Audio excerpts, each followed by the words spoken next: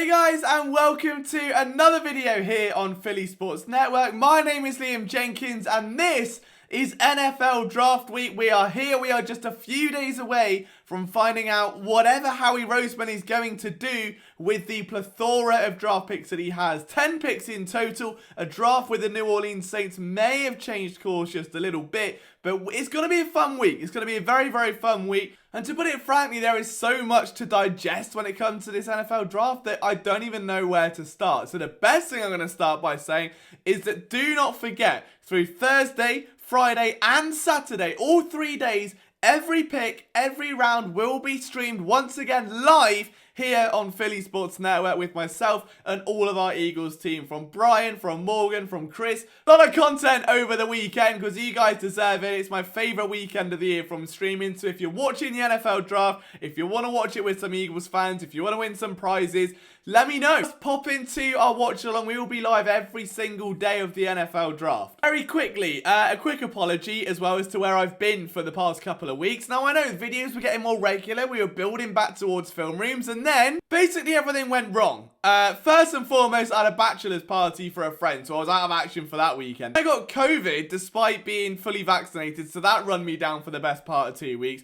In the middle of having COVID, I had to self-isolate at my new place that I've just moved into with no internet, no furniture, no beds, no anything, and I had to buy that like on the fly as it was happening. So it's just been like a chaotic 2 or 3 weeks, so apologies for no content. This time, it's not even like, you know, a Liam-related reason. It's just every time I've gone to, something's happened. So we're back now. The draft is here. We can talk for hours about reports here and reports there and how he likes this guy, how he likes that guy. The Eagles going to do this, they're going to do that. But at the end of the day, we don't really know what Howie's going to do. The only man that knows is Howie. And frankly, I don't even think he knows what he's going to do.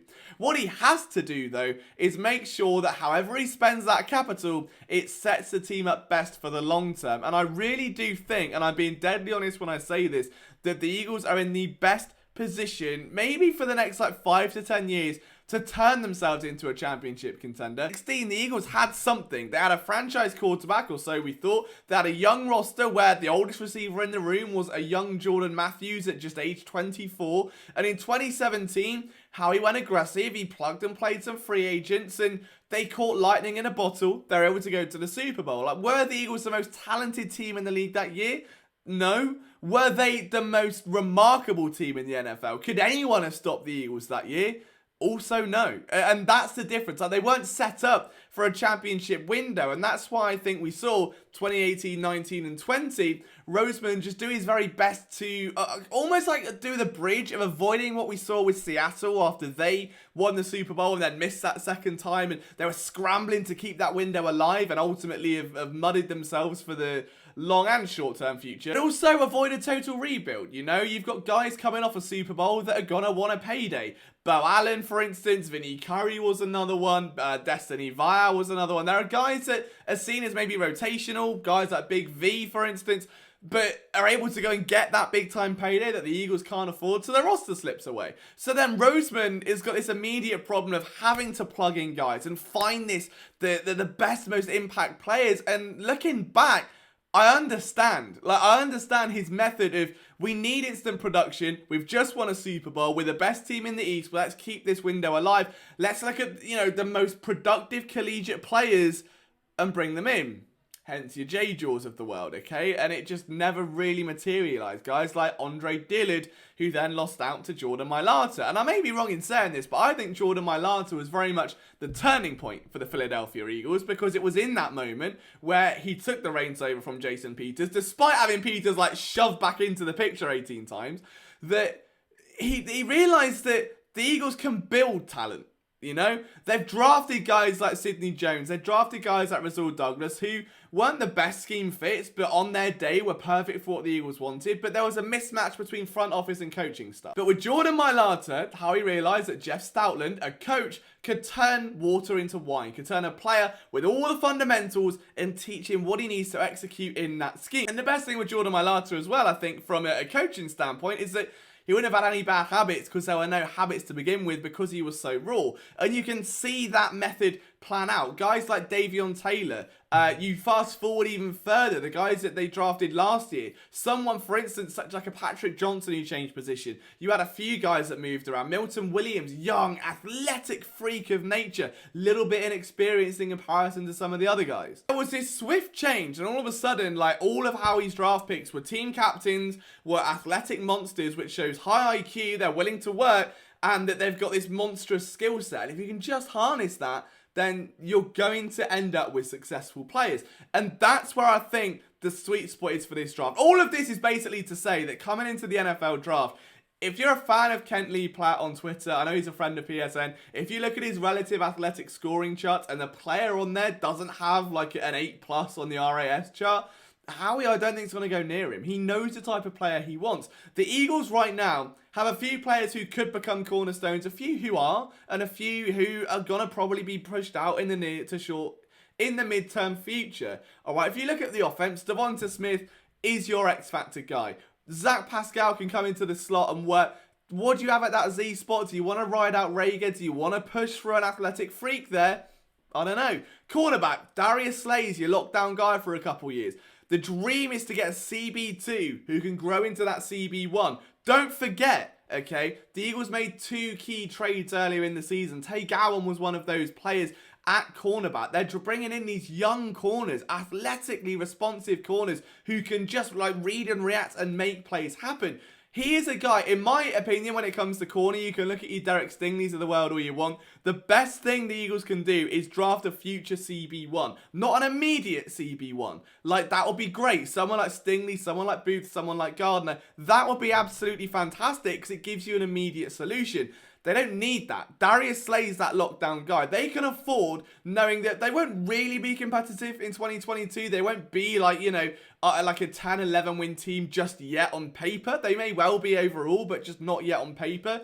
You can afford to go lower. You can afford to dive deeper for a cornerback. A guy like Tariq Woolen, okay, out of UTSA, might be my favourite deep value play here. The guy's an athletic monster, former wide receiver, has rangy hands, but isn't quite there fundamentally yet. He's a bit stiff in his hips, a bit stiff with his footwork, can kind of lose pacing as a result. You know Jonathan Gannon can coach cornerbacks. You know you're not going to be competitive next year directly for a championship, so grow the talent. Let him learn from Darius Slay, and if you can grow into that CB1 and Gowan becomes CB2, you've got that extra first round pick you could use elsewhere. Whether that's going to be a replacement for Fletcher Cox. Hargrave's contract's only an extra year out from here. Cox may be gone next year. That leaves Milton Williams. You need help on that defensive line. Eventually, the Eagles are going to have to build out and spend these assets on areas that aren't, you know, 350-pound players. I don't think that's going to be this year, though.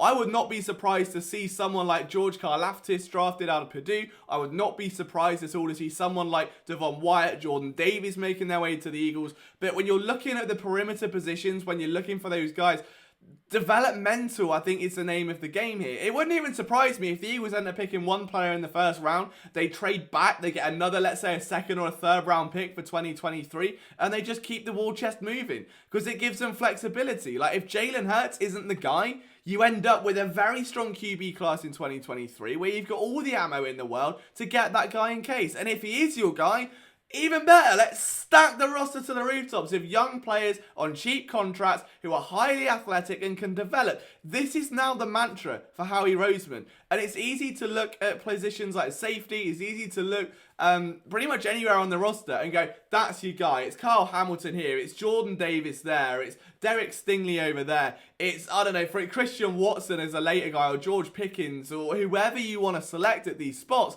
But in reality, what I think the Eagles are going to do is just play the same cards they have. Howie now has his way, and we saw that with the drafting of Milton Williams, where Tom Donahoe didn't like it. We know that Howie has a particular way, a particular profile, a new prototype of players he's looking for. You've got two coaches. One's renowned at developing wide receivers. One's renowned for developing cornerbacks. That's going to play a factor. I really would hedge, if I'm a betting man, not that I am, on the Eagles putting a lot of assets unfortunately, onto the offensive and defensive line. You're looking at a guard or a centre to replace Jason Kelsey or even Isaac Seumalo. Again, could be getting the big V treatment. It's been a serviceable starter, contract expiring soon, cash in while they can, and bring in the next guy. If you can have an offensive line of Herbig and Landon Dickerson be it centre or guard, and one new person, whether that's Linderbaum, whether that's Lindstrom, whoever it may be, you're going to be set and you're going to be able to run the ball, which means you don't have to spend money on running backs, which means you are able to open up other avenues.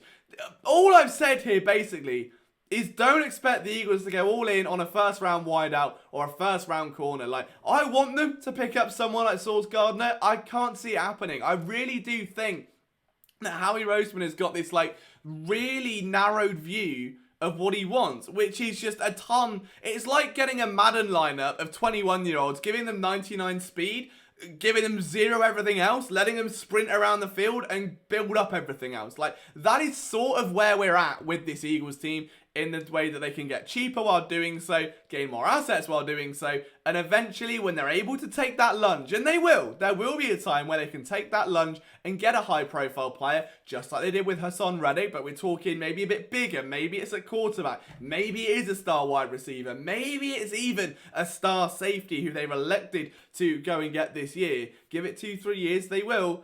And that they will take that lunge. They absolutely will, because they've got the avenue, they have got the draft ammunition, they'll have the salary cap, and they'll have the players to ship off to do it. So I'm not expecting as many fireworks as people are. I'm expecting reverse fireworks and a bunch of who the hell is that picks from this Eagles team. And that might be the most disappointing immediate outcome for everyone. It's going to be the most fun long-term view. But let me know what you think about this. This is just my thesis on what to expect from Howie Roseman. Let me know how you're feeling about the draft. Who do you want the Eagles to pick here over this weekend? And let me know if you'll be attending our live streams Thursday through Saturday. And of course, all the content in the weeks ahead, breaking down these draft prospects and getting to know them. Let me know how you're feeling, guys. From myself, Liam Jenkins, enjoy your evenings. I'll see you soon.